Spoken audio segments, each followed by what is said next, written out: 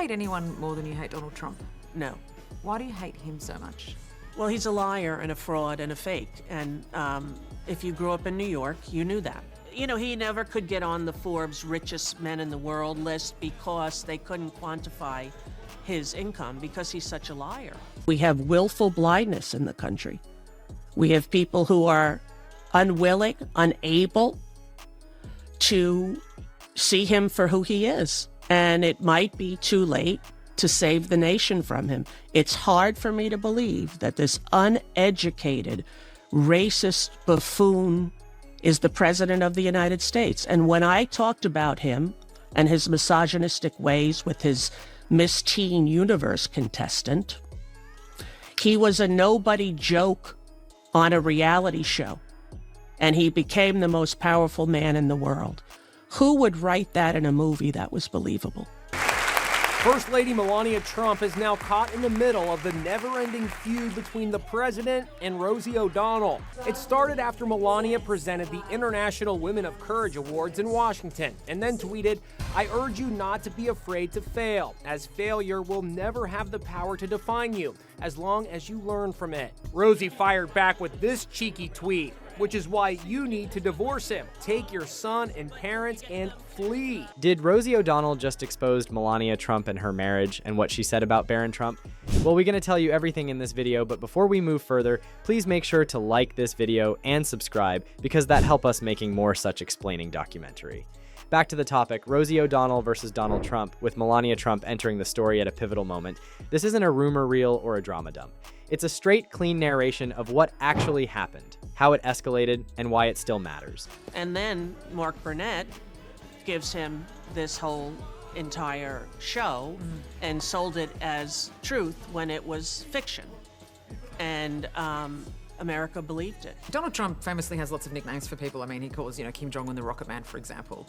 He fancies himself as a chance for the Nobel Peace Prize. Which is delusional and probably frontal temporal lobe dementia. What nickname would you give him? Delusional Don.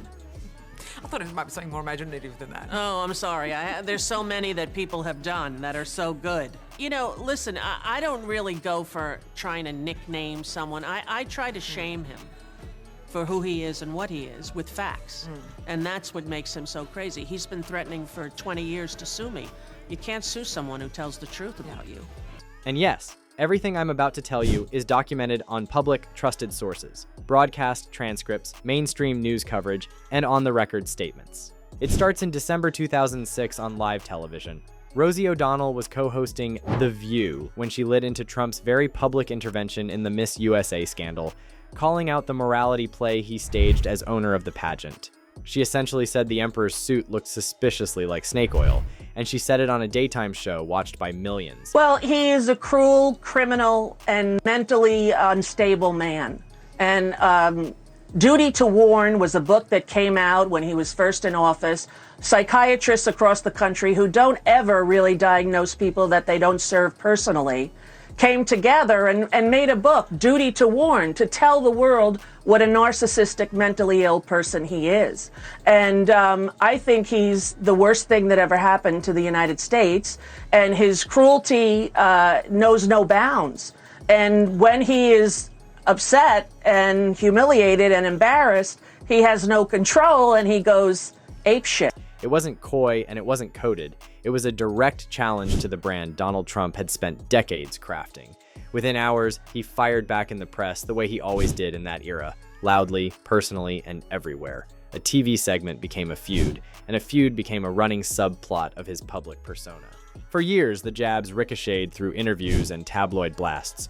Then, in August 2015, the tension moved from entertainment to politics in a single line during the very first Republican primary debate. President Trump has ignited a new war with Rosie O'Donnell. He says he's thinking of revoking her U.S. citizenship. Rosie O'Donnell is not in the best interest of our great country. I am giving serious consideration to taking away her citizenship, he wrote on Truth Social. He dug in even deeper at Andrews Air Force Base Sunday. I don't know about Rosie. I watch Rosie. Rosie's a mess. She's a mess. But she left our country, which is a good thing, not a bad thing. O'Donnell moved to Ireland after Trump's 2024 election. Today, she's firing back. Trump has always hated the fact that I see him for who he is, a criminal con man, sexual abusing liar, out to harm our nation to serve himself.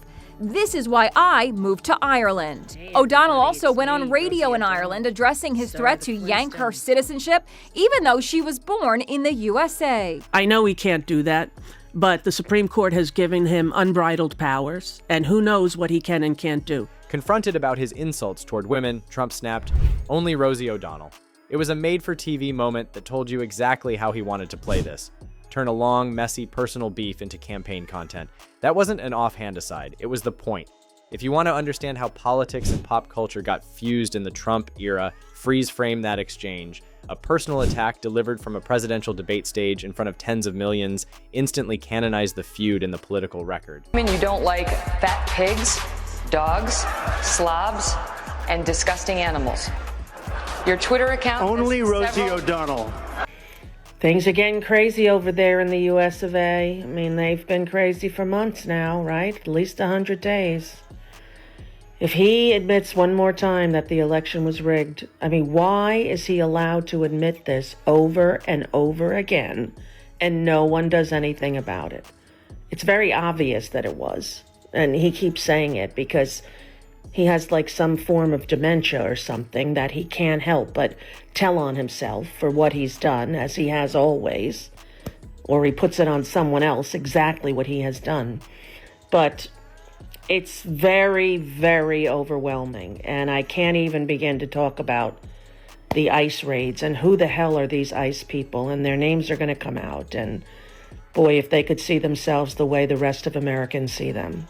The next major turn came at the end of 2016, just after the election, and this is where Melania Trump enters the story in a meaningful way. A YouTube video speculating about Barron Trump went viral. Rosie shared it with a caption invoking autism. Framed, she later said, as an autism advocacy impulse because her own daughter is on the spectrum. The Trump family did not see it that way.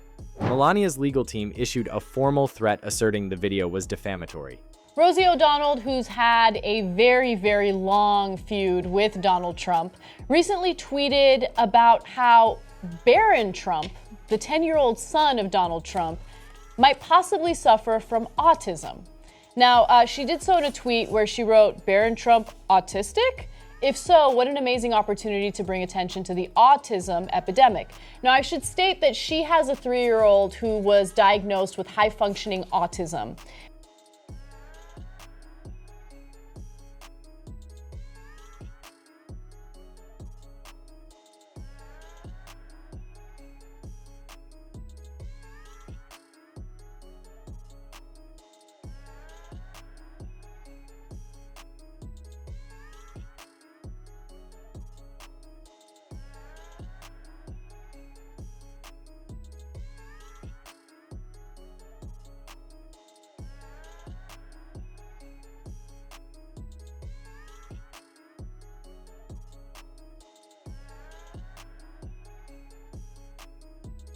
Look, I don't care what you feel for Trump. I do not like Trump, right? His family is off limits, and that includes Melania Trump, okay? Unless Melania Trump goes out there in public and does something worth criticizing. The creator quickly removed the video and posted an apology. Rosie publicly apologized for sharing it and clarified her intent, but the message from Melania's side was unmistakable. This would be handled by lawyers, not Twitter sparring. That's a documented sequence: post, legal demand, takedown, apology, covered widely by mainstream outlets at the time. Whatever your feelings, the receipts aren't ambiguous. From there, the feud matured into something larger than two public figures sniping. Trump's going after you, and I'm thinking, what the hell is going on? I mean, I wake up and there are these tweets and stuff. I know, I was woken up too by a friend of mine in LA who follows it closely, and he's like, he did it again! You know? I'm like, wait a minute, it's the middle of the night. What's happening, you know? But, what's wrong with this guy? I gotta say, you know, it's the Epstein files. It's the testifying of the survivors that he tried to cover up with the planes, with a flyover. Like, you know, it's unbelievable how obvious he is about everything that he does. And could you say I'm guilty without saying I'm guilty more than having a flyover during their press conference as if he's gonna hold the tide You know, the time is up, and he knows it, and he's like a cornered rat, and he doesn't know where to go or what to do. As Trump took office in 2017, Rosie's criticism evolved into activism. She leaned into protest culture, sharpened the satire, and directed the spotlight at senior administration figures, part politics, part performance, all designed to needle power. The tone was louder because the stakes were higher. We weren't in a gossip column anymore. We were in the first months of a presidency that had turned culture war into daily programming. Rosie O'Donnell's disgusting. I mean, both inside and out. You take a look at her, she's a slob. She talks like a truck driver. Rosie attacked me personally because I was very happy when her talk show failed. The other thing that failed, and this was a real monster, and everybody was suing her, was her magazine. Her magazine called Rosie was a total disaster. So I loved it. I gloat over it. I think it's wonderful because I like to see bad people fail. Rosie failed. I'm happy about it. She's basically a disaster. Well, she called me a snake oil salesman. And, you know, coming from Rosie, that's pretty low because when you look at her and when you see the mind is weak. I don't see it. I don't get it. I never understood. How does she even get on television? I believe Barbara made a terrible mistake putting her on, and I think Barbara's probably paying a big price. If I were running The View, I'd fire Rosie. I mean, I'd look her right in that fat, ugly face of hers. I'd say, Rosie, you're fired. She's trying to use ABC and The View to get even with me. But with me, we fight back. I'll probably sue Rosie because she doesn't tell the facts. So probably I'll sue her because it would be fun. I'd like to take some money out of her fat ass pocket. And Rosie, longtime talk show star, Broadway producer, and self-declared loudmouth, used those same mass media instincts to push back. Across 2017 to 2020, she kept it up. Interviews, appearances, and social posts arguing that Trump was unfit and unstable, blasting his authoritarian style, and calling out cruelty as a governing philosophy. You don't have to agree with her to acknowledge how consistent and visible the message was.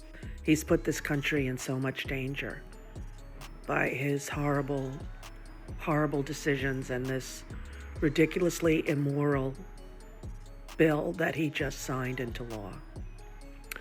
As Republicans cheered, people will die as a result, and they've started already. Shame on him. Shame on every GOP sycophant who's listening and following the disastrous decisions of this mentally incapacitated POTUS. It wasn't a drive-by, it was a campaign of public criticism that ran parallel to the administration itself, with documentation you can revisit. Archived TV clips, print interviews, and easily searchable segments. What about Melania beyond 2016? That's the clean junction where her actions are clearly on the record. The legal threat that led to the removal of the Barron video and a public apology. Outside of that, most of the story is Rosie versus Donald, originating with the pageant dust-up. It's not really that I wanted to be proven right, but people thought we had a feud. I've never spoken to the man.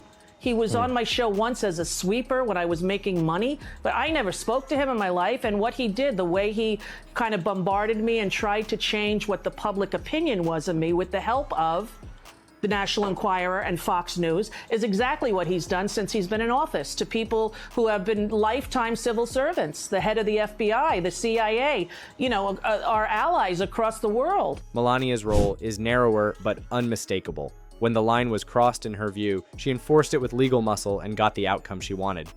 Again, that's not speculation, it's documented. So, did Rosie expose Trump? If you're waiting for a leaked document or a smoking gun memo, that's not this story. What she did was arguably more corrosive to the brand. She dragged the performance into the light again and again, questioned the credibility of the act, and forced a debate about character that followed him from the green room to the debate stage to the Oval Office. And I am very proud to be opposed to every single thing he says and does and represents. I think he's a racist, and he's misogynistic, and he's sexist, and he is a danger to women and children all over the world. The Supreme Court has given him unbridled powers, and who knows what he can and can't do. He shouldn't be allowed to be doing what he is to immigrants in the United States without due process, but he's doing it anyway. People are being tased in Walmart.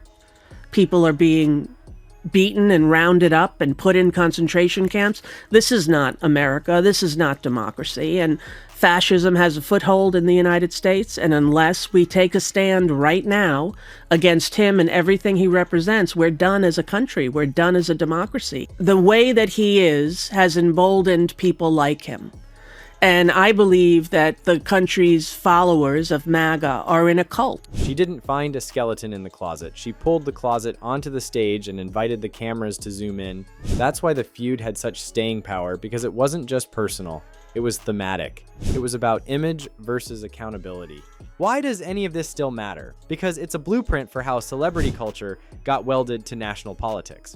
Rosie's 2006 monologue showed how a daytime talk show could puncture a public brand. Well, if you talk to any Americans, they're all in shock, or at least the ones that I know. I will have to say I don't really have many people in my life that support him. I don't really understand how people could support a convicted felon and a man who has had so many charges against him and has the moral compass of a teenage boy. And it's heartbreaking, I think, to most of the people in America, and they're slowly waking. They're slowly waking to realize the cuts that he's making are not only going to affect the left-wing liberals that are woke, that they are afraid of and despise. When, as Jane Fonda said recently, being woke means you care about other people, and that's really all that it means. Are you watching this moron speak? Can he form a coherent sentence? He is the worst thing that ever happened, period. And he's just babbling like an incoherent asshole. He's like Dr. Doom. He's the worst thing. Oh, you know what? He just lies, lies, lies. I am done with Donald Trump. Let's be done with Donald, okay? Done with Donald.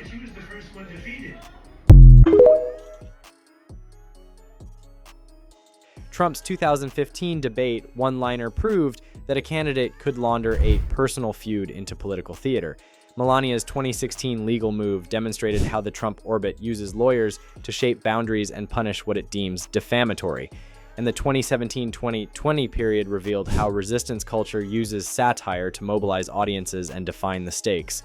Whether you think that made America more honest or just more exhausted. During his first go-round, it was very difficult, and I got myself into some bad places. You know, I was very, very depressed. I was overeating. I was over-drinking. I was so depressed, Chris. I can't, it hurt my heart that America believed the lies about him, and then it broke my heart to be in a business that creates and sells those lies for profit. You know, it was very heavy, to tell you the truth. Conor McGregor ended up in the Oval Office this week. What do you think that says about the state of US politics? It's very depressing. And it seems very strange to me that the President of the United States has so many friends who are sexual abusers. You can't deny how public, how documented, and how consequential it was.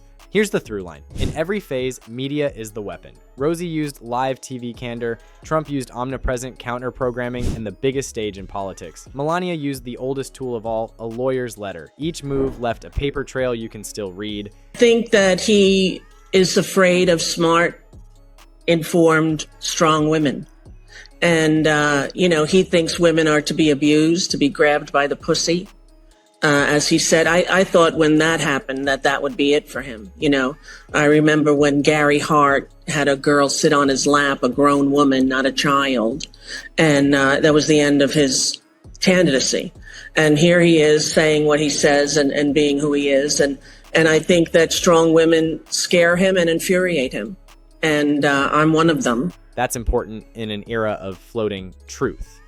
This story is not a fog. It's a file. Now, I want to hear from you. Do you remember the original The View dressing down in 2006? Did the only Rosie O'Donnell line stick with you from the 2015 debate? How did you read the 2016 legal episode, Necessary Boundary Setting or Overreach? I had to move to Ireland because I knew that Trump is a sick, sick man. And he has an obsession with me. since I called him out in 2006 on The View, which was my job. Told the truth about him, and he went insane, because anyone who tells the truth about him, he tries to destroy, including Stephen Colbert. But you know what? Stephen Colbert is too wise, too smart, too God-loving to ever be held down by that con man. And I, for one, am very happy that we get another 9 months. So Donald Trump is in the news again because he's allowing. Well, because his show, The Apprentice, is starting again in January. Oh, yeah. He held a big press conference to see if he was going to allow Miss USA, such a prestigious title, to regain Well, it's and supposed to be. Miss America is the prestige. Miss USA is a different thing. Representing America in a bathing suit. Yes, it's basically a model competition. Let's be realistic, okay? What about peace in the world? They always want peace in the world. They have one question in Miss USA. And they always say, I'd like to cure cancer and end world hunger. And then I'd like to go to Studio 54 and do some crack. But apparently, this young girl, Tara Connor, how old is she? 21. She went out and she was partying. She's from Kentucky. She's so cute. She went to New York and she was hanging out at all the parties, doing what Paris and Lindsay do, dancing and whatever. And so he held a press conference to announce whether or not she was going to retain her crown. Yeah. And then she started to cry. She did. Going, I just want to thank Donald is giving me a second chance. That was brilliant. And there he is, hair looping, going, everyone deserves a second chance. And I'm going to give her a second chance. Her hair is perfect for that. Your hair is perfect for that. Listen, he annoys me on a multitude of levels. He's the moral authority. Left the first wife, had an affair. Left the second wife, had an affair. Had kids both time, but he's the moral compass for 20-year-olds in America. Donald, sit and spin, my friends. I don't enjoy him. No. Drop your take in the comments. And if you value narration that keeps the tone sharp but the facts grounded, hit like and subscribe so you don't miss the next deep dive. One last note, because it matters. Everything I've laid out is grounded in public, trusted domains, national broadcast transcripts, major paper coverage, and on-the-record statements. If you want me to post a source pack in the description or pin a comment with links to the original clips and reports, say the word and I'll drop it. In a world where spin is cheap, receipts are priceless.